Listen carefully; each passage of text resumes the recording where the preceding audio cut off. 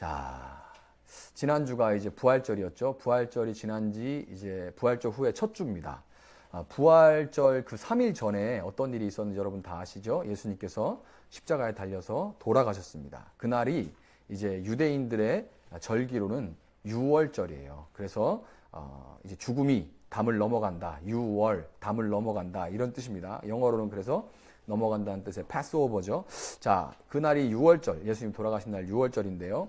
이집트에서 노예로 살고 있던 이스라엘 백성들이 하나님 말씀에 순종해서 하나님 말씀을 따라서 어린 양을 잡아서 그 피를 집 문설주와 문 임방에 이렇게 발랐죠. 가로와 이 세로와 가로에 발랐을 때 그 집들만 죽음의 재앙이 미치지 않았고 그 사건으로 이스라엘 백성들은 결국 이집트에서 탈출하게 됩니다. 그러니까 예수님은 유월절 어린 양, 그 백성들이 잡아서 문에 발랐던 그 피를 발랐던 그 어린 양이 되셔서 가로와 세로가 만난 십자가에서 그 피를 흘리심으로 우리를 세상으로부터, 이집트가 상징하는 그 세상으로부터 건져내신 겁니다. 예수님이 죽으신 유월절로부터 50일이 되는 날을, 그 유월절로부터 50일이 되는 날을 오순절이라고 해요. 오순절, 50일 되는 날을 오순절이라고 합니다. 사도행전 2장은 이 오순절에 예루살렘 마가의 다락방에 모여있던 120명의 사람들에게 성령이 임하시고 그때부터 교회가 시작됐다, 이렇게 설명합니다. 그 오순절에 성령이 임하고 그때부터 교회가 시작됐다고 설명합니다. 자, 그래서 앞으로 7주 동안은 교회에 대해서 말씀을 전할 텐데요. 그냥 괜히 7주가 아니고요. 이 7주 후가 대략 오순절입니다. 오늘을 포함해서 이 7주, 그러면 대략 오순절입니다. 이 기간 동안에 성령님께서 그 오순절에 임하신 성령님의 이야기처럼 이 성령님이 여러분과 저에게 임하셔서 우리 교회가 사람이 세우는 어떤 모임, 단체가 아니라 하나님이 바라시는 온전한 교회로 세워질 수 있는 그런 기간이 될 수 있기를 주님의 이름으로 축원하고 또 소망합니다. 자, 교회가 무엇인가에 대해서 생각할 때 성경을 조금 보신 분들은 교회는 뭐 하나님의 사람들이다, 뭐 성령의 전이다, 그리스도의 몸이다, 뭐 이런 비유들이 떠오르실 거예요. 자, 안 떠오르시는 분들도 계시겠지만 떠오르시면 아주 정상입니다. 그런데 이 신약에만 교회에 대한 이런 비유가 대략 100개 정도 돼요. 정확하게는 96개입니다. 신약 성경에만 교회를 비유하는 이런 표현들이 정확하게 96개, 이게 얼추 100개가 되는 거죠. 굉장히 많아요. 그만큼 교회의 기능과 특징들이 다양하고 풍성하기 때문에 이런 교회의 기능과 특징을 설명하는 이런 비유들이 굉장히 다양한 거죠. 그런데 너무 많다 보니까 그 비유들을 하나하나 살펴서 교회에 대해 알아보려고 하다 보면 이 마치 스마트폰의 기능이 굉장히 다양하잖아요. 그 다양한 기능들을 하나하나 알아보고 써보다가 정작 스마트폰이 뭐 하는 기계인지를 잊어버리고 헷갈리게 되는 그런 상황이 발생할 수가 있습니다. 자, 그럼 어떻게 해야 될까요? 교회가 뭔지 알아보려고 할 때 어떻게 해야 될까요? 자, 가수 박진영 씨가 하프타임이라는 노래가 있어요. 가수 박진영 씨가 쓴 이런 가사가 있습니다. 갤럭시를 똑바로 쓰려면 삼성에게 물어보고 아이폰을 똑바로 쓰려면 애플에게 물어보듯이 인생을 똑바로 살려면 인간 만든 사람을 찾아, 세상을 똑바로 살려면 세상 만든 사람을 찾아, 이렇게 가사를 썼어요. 자, 근데 이 박진영 씨의 이 가사 말이 정답입니다.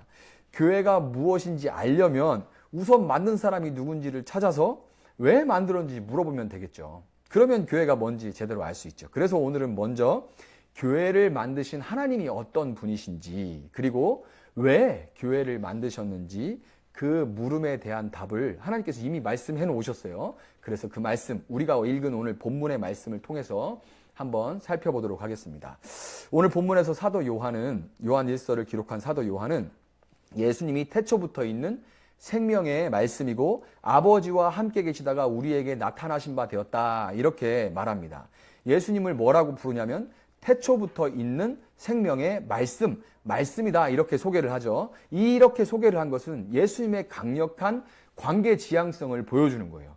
왜냐하면 이 어떤 대상을 향해 말을 건넨다는 게, 이렇게 말을 건넨다는 것 자체가 단순히 소통하는 것을 넘어서 그 존재 자체가 말씀이라고 소개한 것은 그냥 소통하는 정도를 넘어서서 관계를 맺고자 하는 그런 의지를 나타내 보여주기 때문에 예수님이라는 분은 굉장히 관계지향적인 본성을 가지고 계신 분이다. 이걸 우리가 알 수가 있죠. 이 말 소개 한마디로.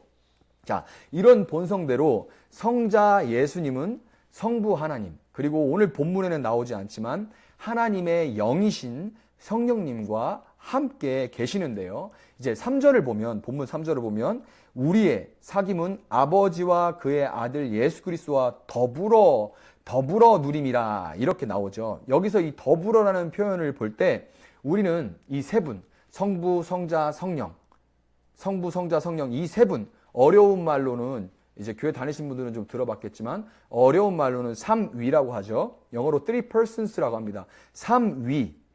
하나님이 태초부터, 이 태초라고 불리는 시간의 시작점 이전부터 더불어 사귀면서 교제를 나누셨다는 것을 우리가 알 수 있어요. 원래 이분들이 더불어 교제를 나누셨다는 것, 그리고 우리가 나누는 것은 그들과 함께 더불어 그분들과 함께 나누는 거다 이렇게 말했기 때문에 그분들은 그 이전부터 이미 더불어 함께 사귐을 나누고 계셨다는 것을 우리가 알 수가 있습니다. 여러분, 하나님이 이런 분이라는 사실은 왜 요한일서 4장 8절 그 유명한 말씀, 하나님은 뭐라? 하나님은 사랑이시라, 이렇게 기록된 이 말씀이 왜 이렇게 기록됐는지, 왜 이렇게 기록되어 있는지와, 그리고 하나님이 교회가 속해 있는 이 세상을 도대체 왜 만들었는지, 하나님은 사랑이시라 이 말씀과, 그리고 하나님이 이 세상을 왜 만드셨는지에 대한 답을 제공해 줘요. 하나님의 이런 특성이, 이 특성이 이 교회와 기독교와 또 구약 성경을 공유하는, 구약 성경이라는 경전을 공유하는 유대교와 이슬람교가 교회, 기독교와 근본적으로 다른 점을 갖고 있는 그런 것을 우리에게 보여주는데요. 자, 이슬람도 알라는 사랑이라 이렇게 가르칩니다. 이슬람교도요. 여러분 이슬람교를 경험해 보셨는지 모르겠는데 저는 이제 이슬람 따르는 그들을 이제 무슬림이라고 부르는데요. 교제를 많이 했습니다. 굉장히 열정적으로 그들도 포교를 해요. 그런데 알라는 사랑이라고 저희에게 가르쳐요. 알라라는 말은 그 이슬람의 신의 이름이 아니고 그냥 아랍어로 신이라는 뜻입니다. 그러니까 신은 사랑이다 이렇게 가르치는데 사랑인 이 신이 사랑할 대상이 없어요. 왜냐하면 이 신은 그들이 강력하게 주장하는 대로 유일신이기 때문에 그렇습니다. 알라는 이 말 그대로 혼자이기 때문에 사랑할 대상이 없는 거예요. 사랑이지만 사랑할 대상이 없는 알라가 세상을 지었다면 그것은 크게 두 가지 이유겠죠. 뭐와 뭘까요? 사랑할 대상이 없는데 난 사랑이야. 그러면 왜 지었을까요, 세상을? 첫 번째, 엄청 외로워서. 너무 외로워서 사랑하고 싶어서 세상을 지었겠죠. 두 번째로는 너무 바쁜데 할 일이 많은데 일손이 딸려서 일 시키려고 그렇게 세상을 만들 것입니다. 자, 이렇게 외로워서거나 일을 시키기 위해서 세상을 만들고 인간을 만든 거라면 그 신은 외로움으로 인해서 지독한 우울함에 시달려 왔거나, 요즘 말로 이제 뭐 진짜 신한테 이렇게 말하기 뭐하지만 우울증에 걸려 있거나, 아니면 바쁜데 일손이 딸려서 지금 정신없고 화가 나 있는 그런 상태일 텐데, 그런 신과 더불어 교제를 나눈다면 본문 5절에 나오는 것처럼 충만한 기쁨은 절대 얻을 수가 없겠죠. 충만한 기쁨은 절대 얻을 수가 없죠. 왜냐하면 우리가 더불어 사귀는 그 신이 혼자 그동안 너무나 외로웠던 신이고, 그리고 지금 너무 바빠서 정신없이 분주하고 화가 나 있는 상태인데 그 신과 더불어 교제를 나누는데 어떻게 기쁠 수가 있겠어요. 그런데 여러분, 삼위 하나님은 외롭거나 무엇이 부족해서 사람을 만드신 것이 아닙니다. 본문 4절에서 사도 요한이 이렇게 말하죠. 잘 보세요. 본문 4절에 너희가 성부와 성자의 사귐을 우리와 더불어 누릴 때 우리 기쁨이 충만해진다. 너희가 성부 성자의 사귐을 우리와 더불어 누릴 때 우리 기쁨이 충만해진다. 이렇게 고백하죠. 이걸 볼 때 성부 성자 성령 하나님은 세 분 사이의 교제 가운데 누리시는 그 흘러넘치는 기쁨을 나누기 위해서 세상을 지으신 거예요. 그분들 사이에서 누리고 있는 이 기쁨을 나누시기 위해 세상을 지은 겁니다. 완전히 다르죠. 다른 신들과, 세상을 지었다는 그런 다른 종교의 신들과는 완전히 다릅니다. 이렇게 말씀드릴 때 그럼 하나님은 세 분이신 거냐, 우리는 삼신 세 분을 믿는 거냐, 이렇게 의아함이 당장 드는 사람들이 있을 거예요. 기독교의 신은 유일신인 줄 알았더니 세 분이냐? 우리는 삼신을 믿는 거냐? 이렇게 궁금하겠죠. 이제 단도직입적으로 말씀드리냐면 절대 그것이 아닙니다. 절대 그런 것은 아니에요. 우리는 세 분 하나님을 믿는 게 아니라요. 우리가 믿는 하나님은 그럼에도 불구하고 한 분이십니다. 자, 이렇게 세 분이시지만 동시에 한 분 하나님이시기도 하다라는 이런 말을 어려운 말로 이제 신학적으로 어려운 말로 얘기하면 삼위일체다 이렇게 얘기해요. 세 분이 하나로 계신다. 삼위일체라는 말인데요. 자, 3과 2를 수학적으로 이해를 하면 하나가 셋이 되고 셋이 하나가 된다. 이거는 모순에 빠지게 되고 당연히 우리는 이거를 이해해 보려고 접근하다 보면 멘탈이 붕괴에 빠지게 됩니다. 도대체 이게 뭔 소린가 이런 생각에 빠지게 되죠. 자, 아니면 기껏 생각해낸다는 게 이제 해리포터나 이런 판타지문에 나오는 것처럼 몸은 하나인데 머리 세 개인 막 케르베로스 이런 거 생각하게 됩니다. 괴물이죠. 하나님을 괴물로 만들게 되는 거예요. 자, 그래서 이런 식으로 우리의 짧은 이해로 그렇게 숫자로 생각할 게 아니라 삼위일체의 핵심이라는 건 결국 이 하나를 어떻게 이해하는가에 달려 있어요. 하나는 숫자가 아닙니다. 숫자가 아니고 세 위격이 이 세 분이 함께 더불어 온전히 연합해서 가지는 그 공동체성을 의미하는 겁니다. 공동체성을 의미하는 거예요. 다시 말해서 세 분 하나님이 서로 위하고 자신을 내어주고 희생하심으로써 서로의 의지와 행함이 조금도 어긋나거나 상반되지 않고 완전히 일치된 상태. 모든 것을 바라고 모든 것을 내어주면서 서로의 안에 거하는 사랑 안에서 온전한 하나됨을 이제 나누고 이루고 계신다는 그런 말이에요. 이게 삼위일체의 뜻입니다. 한 완전한 공동체, 온전한 공동체로 계신다. 이런 의미인 겁니다. 한때 유행했던 드라마 대사 중에 아프냐? 나도 아프다. 이런 게. 그래서 내가 어디서 나는 찾아봤는데 다모라는 드라마에서 나온 대사더라고요. 아프냐? 나도 아프다. 그리고 또 하나 있죠. 유명한 거. 내 안에 뭐 있어요? 너 있다. 이 대사가 있습니다. 이건 파리의 여인이라는 거에서 나왔더라고요. 파리의 여인이 아니구나. 연인이라는 그 드라마에서 나왔더라고요. 하도 유명해서 드라마를 못 봤는데도 다 알만한 그런 대사, 명대사죠. 이런 대사들, 이런 말들은 이런 하나됨을 흉내낸 말인데요. 세 분 하나님이 온전한 하나로 계신다는 것은 내 안에 너 있다고 하지만 사실은 다른 것도 많고, 여러분 지금 여자친구, 남자친구에게 내 안에 너 있어 라고 하지만 다른 거 많죠? 네. 그 여자분 말고 다른 여자들도 많이 있잖아요. 지나가면 또 쳐다보지 않습니까? 이쁜 분들.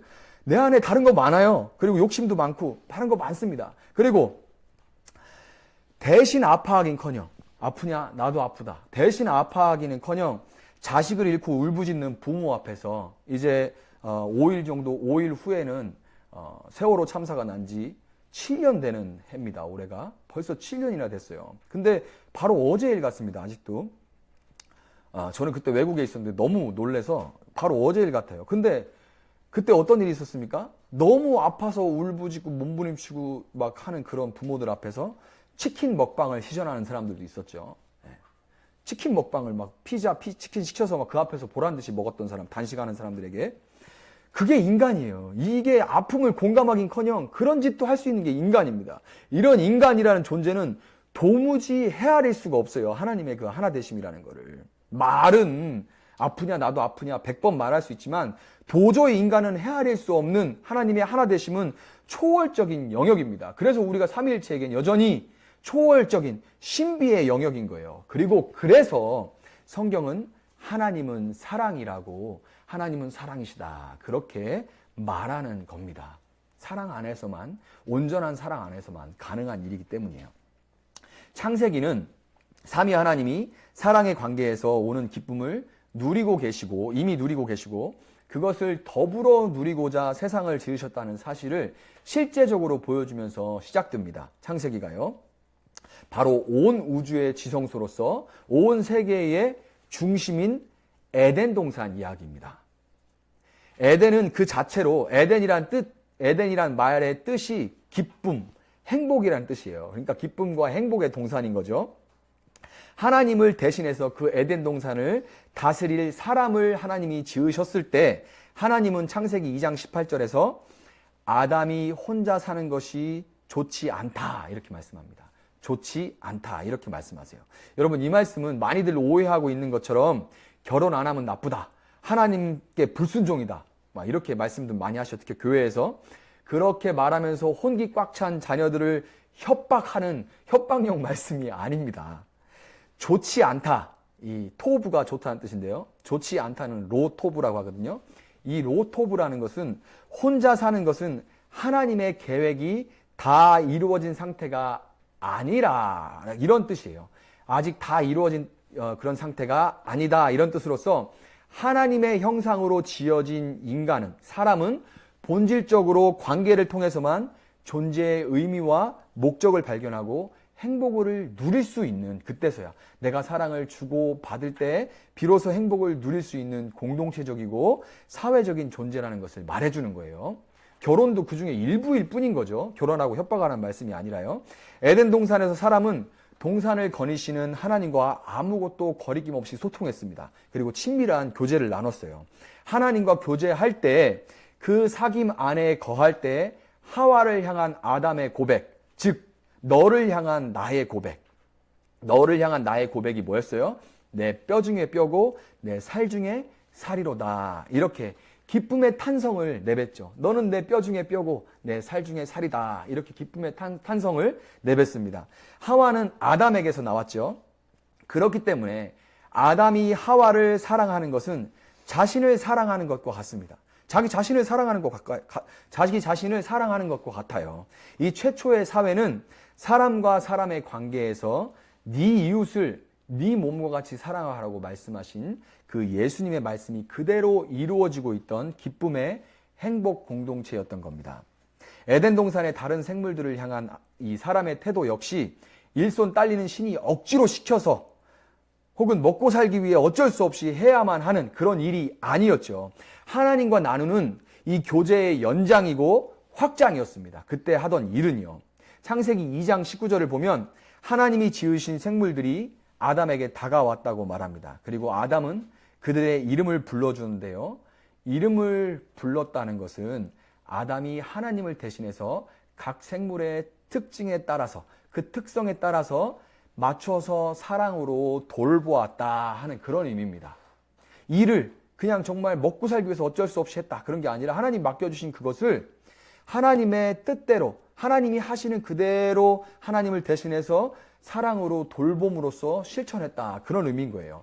삼위 하나님과의 교제 가운데 사람은 하나님이 사람을 지으신 후에 아담과 하와라는 이름을 붙여주시고 그 이름을 불러주셨듯이 사랑으로 온갖 생물들과 또 하나님께서 맡겨주신 땅을 관리했고, 그렇게 관리할 때, 돌볼 때 그 안에서 자연은 질서와 조화를 이루면서 사람과 더불어 하나님께 사랑을, 영광을 돌려드릴 수가 있었던 겁니다.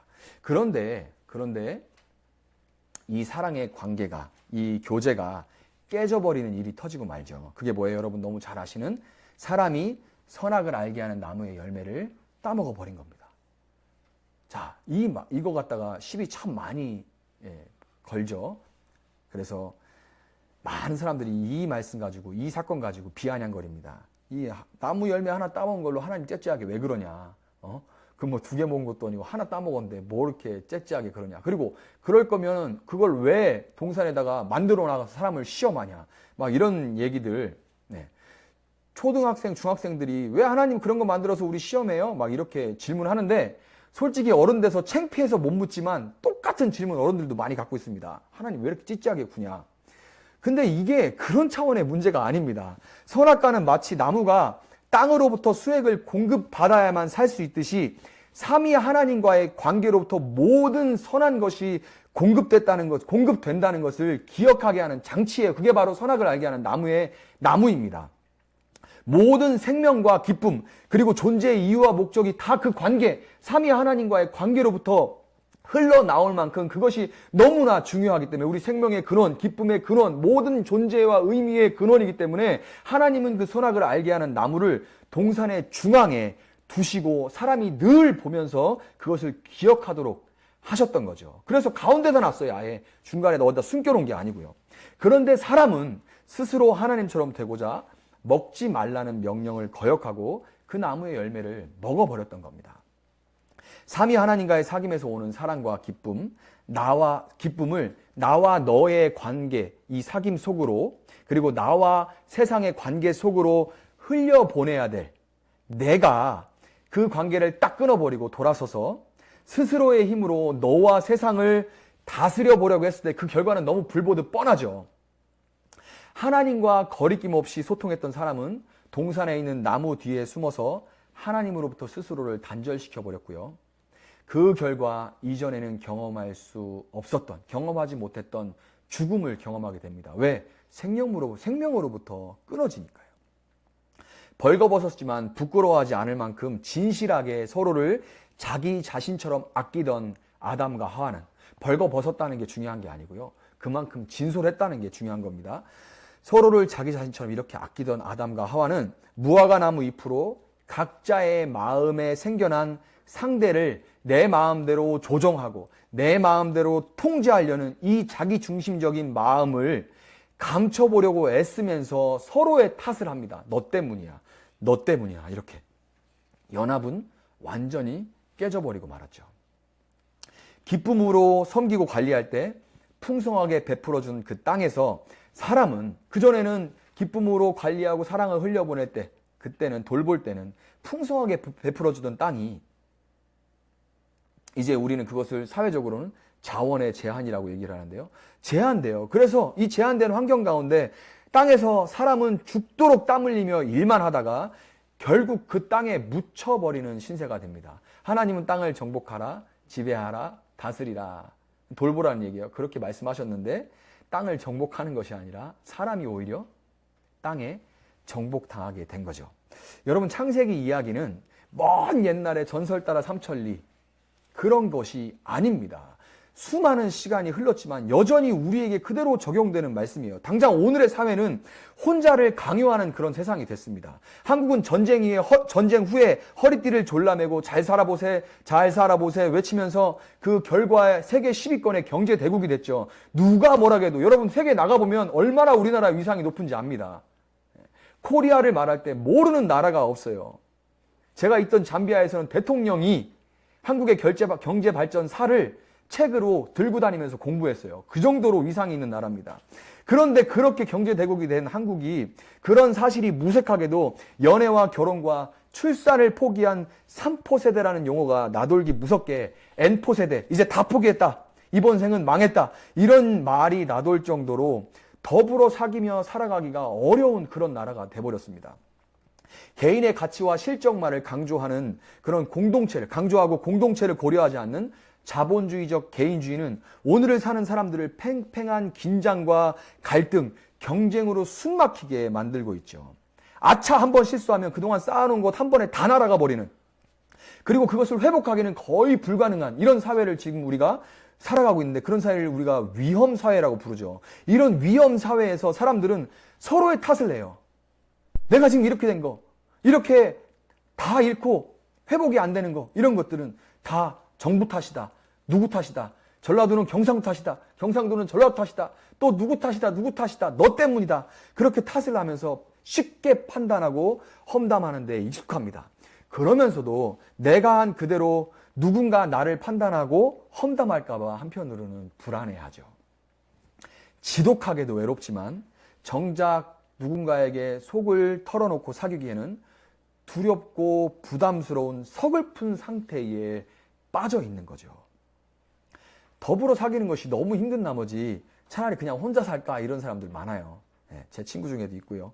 차라리 그냥 혼자 살까라고 생각하는 사람들이 점점 늘어나고 있고, 혼밥 쪽, 혼술 쪽 같은 이 나홀로족의 문화는 이제 뭐 낯선 풍경이 아니죠. 너무 익숙해요. 식당 들어가면 혼자 밥 먹고 있는 사람들 많죠. 정부와 민간 구분할 것이 없이 수많은 기관들이 무슨 공동체 이런 이름으로 사람들 사이에 이 깨진 관계를 봉합해 보려고 시도하고 있지만, 실상 이 세상의 민낯이 뭔지 아십니까? 뭐 말은 회복한다, 공동체다 이런 말들 하는데 민낯은요 마트와 편의점에 그득한 1인 가구를 위한 상품들입니다. 지금 아주 핫하게 잘 팔려요.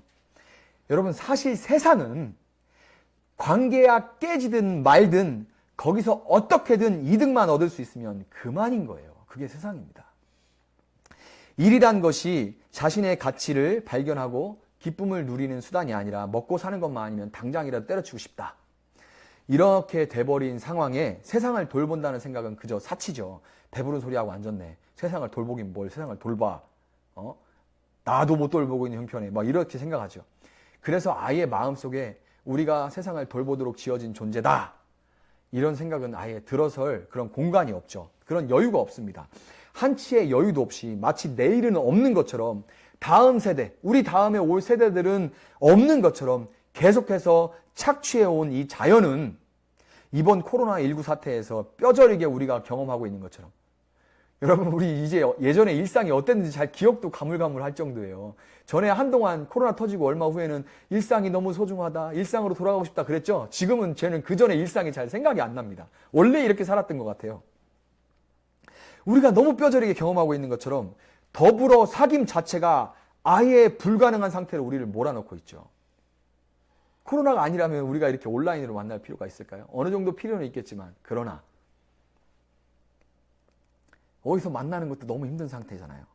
여러분 성경은 하나님과의 관계가 이렇게 깨지고 그 결과 연쇄적으로 모든 관계가 깨지게 된 원인을 바로 스스로 하나님처럼 되고 싶어하는 나 중심성, 이 죄라고 부릅니다. 이 나 중심성이 죄예요.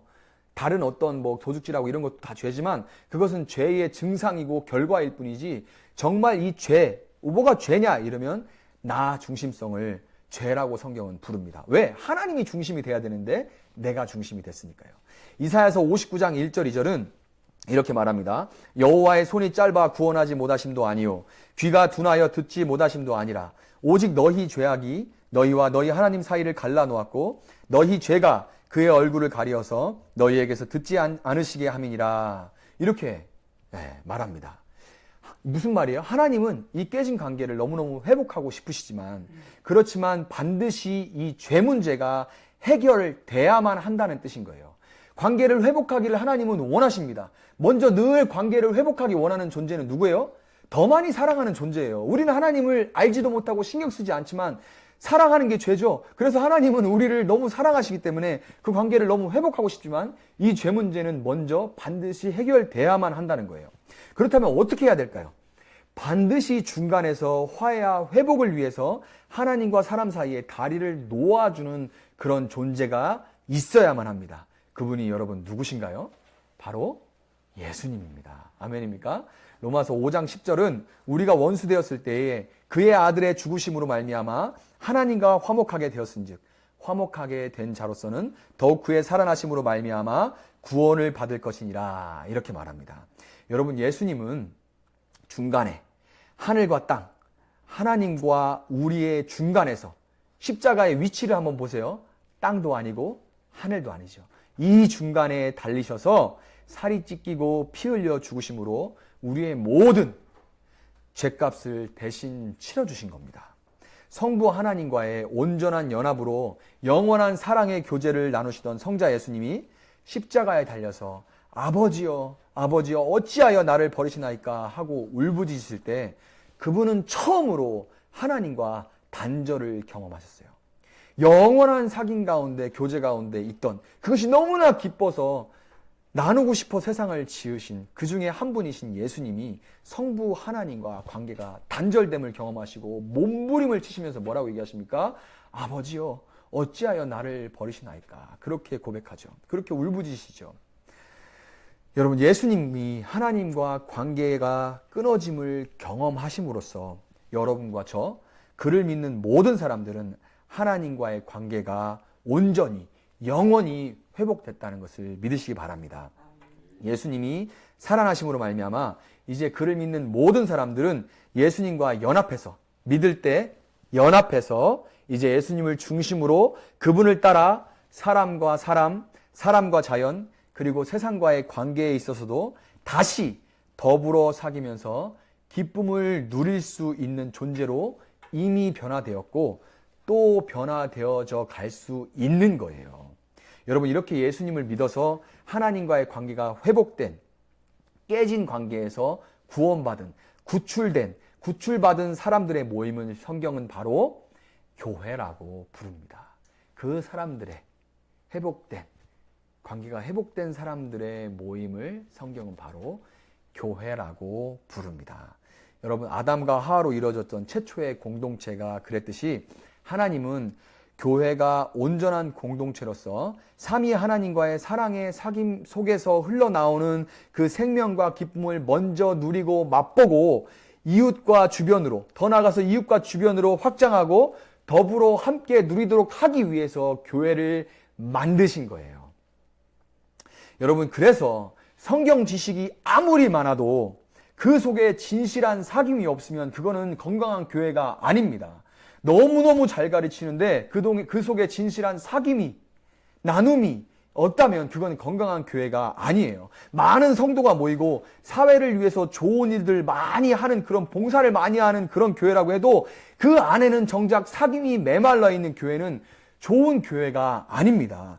코로나19로 인해서 모이는 것이 정말 어렵죠. 그럼에도 불구하고 제가 주중에 여러분을 찾아가서, 대전으로 공주를 막 찾아가서 여러분을 찾아가서 예수님 안에서의 삶을 함께 나누고자 하는 것은, 그리고 법이 허용하는 선에서 함께 먹고 마시려고 할 수 있는 한 그렇게 함께 먹고 마시려고 하는 것도 사귐이 교회의 본질이기 때문입니다. 그건 하나님의 본성으로부터 나온 교회의 본질이기 때문이에요. 미디어에 아무리 수많은 목사의 설교가 올라와도, 그들의 설교가 아무리 주옥 같아도 정작 내가 외로울 때 연락해서 만나고 기도 부탁 마음껏 할 수 있는 그런 것을 할 수 없는 목사는 내 목사가 아닙니다. 여러분, 착각에 빠지지 마세요.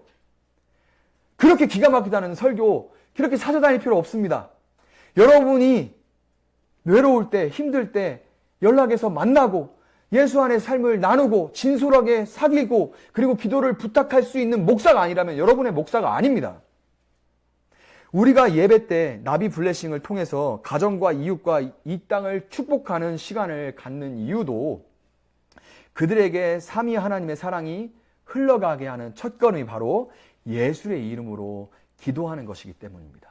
그래서 그들에게 이 사귐의 기쁨이 흘러들어갈수록, 회복이 흘러갈 수 있도록 우리가 나비 블레싱 시간을 갖는 거예요. 여러분, 교회가 어떤 일의 결과보다 그 안에 있는 사람들, 그리고 그들과의 관계를 소중하게 여기는 세상의 유일한 곳일 수 있는 것은 오직 교회만이 어린 양 예수 그리스도의 피로 하나님과의 관계가 회복돼서 무조건적으로 베풀어 주시는 그 사랑을 먼저 경험하고 그 사랑에 반응해서 그 사랑을 이웃과 더불어 기쁨으로 누리도록 부름받은 공동체이기 때문이라는 것을 여러분 꼭 기억하시기를 바랍니다. 말씀을 맺도록 하겠습니다. 교회가 세상과 다른 이 사귐의 공동체라고 제가 지금 아주 열을 내면서 여태까지 말씀을 드렸는데요. 그런데 저도 마음 한켠이 싸합니다. 그렇지 못한 교회의 모습에 실망한 분들이 너무 많고요. 사실 저도 그 중에 한 명입니다. 실망할 때가 한두 번이 아니죠. 저도 구성원인데요. 목사이기 전에 교회의 구성원인데요. 교회에서 예수님을 믿고 하나님과의 관계 회복을 경험했지만 나와 너의 관계에서 감출 것 없이 드러냈다가, 나의 연약함과 아픔을 드러냈다가 수군거림과 편가르기 같은 세상과 똑같은, 아니 세상보다 더한 그런 곤욕을 치러보신 분들도 많으실 거예요. 코로나19 기간 동안에 교회가 사회 기득권 세력의 일부가 돼서 사귐을, 관계를 회복시키기는커녕 세대 간의, 지역 간의, 계층 간의 반목과 분리를 오히려 부추기고 그로 인해서 사회로부터 지탄받는 그런 모습을 보면서 이제 교회는 끝났다, 교회는 노답이다, 이렇게 말씀하시는 분들도 제가 많이 봤어요. 그러나 여러분, 교회를 세우신 하나님이 포기하지 않는 이상, 교회 말고 다른 어떤 수단을 사용하기로 결정하지 않으신 이상, 교회는 여전히 이 외로운 세상의 유일한 소망이라는 것을 여러분 믿으시기 바랍니다.